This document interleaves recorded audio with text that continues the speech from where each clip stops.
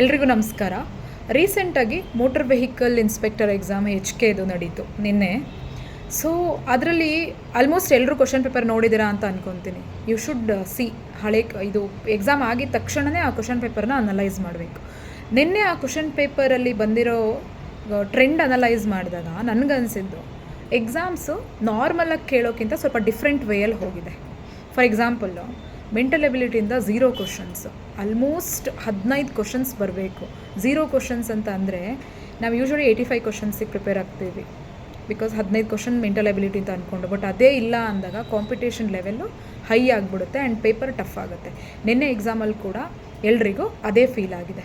For example ಹಿಸ್ಟ್ರಿಯಿಂದ 16 questions, usually ಹಿಸ್ಟ್ರಿಯಿಂದ 8 to 9 ಬರುತ್ತೆ. ಜಿಯೋಗ್ರಫಿಯಿಂದ 12 ಬಂದಿದೆ, okay acceptable. Indian geography, Karnataka geography 12 questions, okay. ಪಾಲಿಟಿಯಿಂದ 11 ಬಂದಿದೆ. ಎಕನಾಮಿಕ್ಸ್ ನೋಡಿ ತೀರಾ ಕಮ್ಮಿ ಬಂದಿದೆ, ಆಲ್ಮೋಸ್ಟ್ ಜಸ್ಟ್ 5 ಕ್ವಶನ್ಸು, ಅಂದರೆ ತುಂಬ ಕಮ್ಮಿ ಆಯಿತು. ಅದನ್ನು ಬಿಟ್ಟರೆ ಇನ್ನು ಕರೆಂಟ್ ಅಫೇರು ಇಲ್ಲಿ ಗೇಮ್ ಚೇಂಜರು, 21 ಕ್ವಶನ್ ಬಂದಿದೆ. ನಾನು ಯಾವಾಗಲೂ ನನ್ನ ಸ್ಟೂಡೆಂಟ್ಸಿಗೆ ಅದೇ ಹೇಳೋದು, every day 1 hour current affair ಓದಿ ಅಂದ್ಬಿಟ್ಟು. ಯಾಕಂತಂದರೆ ಕರೆಂಟ್ ಅಫೇರು ಎಲ್ಲ ಕ್ವಶನ್ಸ್ ಅದರಿಂದ ಬರುತ್ತೆ, ನೀವು ಎಲ್ಲನೂ ಅಟೆಂಡ್ ಮಾಡ್ತೀರ ಅಂತ. ಇವಾಗ 21ರಲ್ಲಿ ಅಟ್ಲೀಸ್ಟ್ 15 ಕ್ವಶನ್ನು ನೀವು ಅಟೆಂಡ್ ಮಾಡಿದರೆ ಪ್ಲಸ್ ಪಾಯಿಂಟಲ್ಲಿ ಇರ್ತೀರ. ನೆಕ್ಸ್ಟು ಸ್ಟ್ಯಾಟಿಕ್ GK ಅದು ಬಿಡಿ, ಒಂದು 5 to 6 ಕ್ವಶನ್ ಯೂಶ್ವಲಿ ಬರುತ್ತೆ. ಬಟ್ ಈ ಸಲ 2 ಕ್ವಶನ್ಸ್ ಅಷ್ಟೇ ಬಂದಿದೆ. General science 8, 9, 10th NCERT book ಅಥವಾ ಸ್ಟೇಟ್ ಸಿಲೆಬಸ್ ಯಾವುದನ್ನೇ ಓದಿದ್ರೂ ಕೂಡ ಬಂದಿರೋ 14 ಕ್ವಶನಲ್ಲಿ ಒಂದು 10 ಕ್ವಶನ್ನ ಟ್ಯಾಕಲ್ ಮಾಡ್ಬೋದಾಗಿತ್ತು. ಇನ್ನು ಎನ್ವೈರ್ನಮೆಂಟು, ಇತ್ತೀಚೆಗೆ ಎನ್ವೈರ್ನಮೆಂಟ್ ಮೇಲೆ ಸ್ವಲ್ಪ ಮುಂಚೆ ಎಲ್ಲ 7-8 ಕ್ವಶನ್ಸ್ ಕೇಳ್ತಿದ್ರು, ಅಪ್ ಟು 10th ತನಕ ಓಕೆ ಅಷ್ಟು ಕ್ವಶನ್ಸ್ ಕೇಳ್ತಾರೆ. ಇನ್ನು ಸೈನ್ಸ್ ಆ್ಯಂಡ್ ಟೆಕ್ನಾಲಜಿಯಲ್ಲಿ 1 or 2 ಕ್ವಶನ್ಸ್ ಬರುತ್ತೆ. ಮತ್ತು ಈ ಸಲ ಎಕ್ಸ್ಟ್ರಾ ಎಡಿಷನ್ ಎಲ್ಲಿಂದ ಬಂದಿದೆ ಅಂದರೆ ಪಂಚಾಯತ್ ರಾಜ್ ಮತ್ತು ಕೋಆಪ್ರೇಟಿವ್ ಸೊಸೈಟೀಸು. ಸೊ ನೀವಿವಾಗ panchayat Raj 73rd amendment, 74th amendment ಮತ್ತು ಕೋಆಪ್ರೇಟಿವ್ ಸೊಸೈಟಿ ಮೇಲೆ ಸ್ವಲ್ಪ ಜಾಸ್ತಿ ಕಾನ್ಸಂಟ್ರೇಟ್ ಮಾಡಬೇಕು. ಏಕೆಂದರೆ 5+ ಕ್ವಶನ್ಸ್ ಅಲ್ಲಿಂದ ಬಂದಿದೆ ಅಂತ ಅಂದರೆ ನೆಕ್ಸ್ಟ್ ಎಕ್ಸಾಮಲ್ಲಿ ಅಟ್ಲೀಸ್ಟ್ ಮಿನಿಮಮ್ 3 to 4 ಅಂತೂ ಬಂದೇ ಬರುತ್ತೆ. ಸೊ ಅದನ್ನು ನೀವು ಇಗ್ನೋರ್ ಮಾಡೋ ಹಾಗೆ ಇಲ್ಲ.